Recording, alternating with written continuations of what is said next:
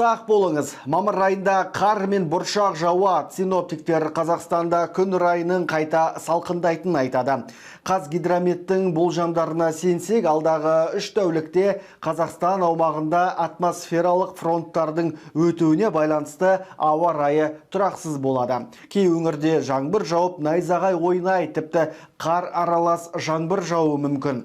Мұндай құбылыс әсіресе шығыс пен оңтүстік шығыстағы таулы аймақтарда түнгі мезгілде болатын көрінеді.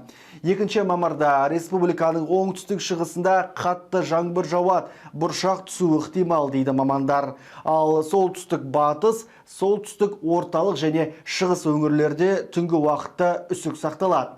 Ел бойынша желдің күшеюі, сондай-ақ түнгі және таңғы сағаттарда тұман күтіледі деп мәлімдеді синоптиктер. Бұған дейін Алматыда бірнеше күн бойы сәуір айына тән емес ыстық ауа райы байқалғанды.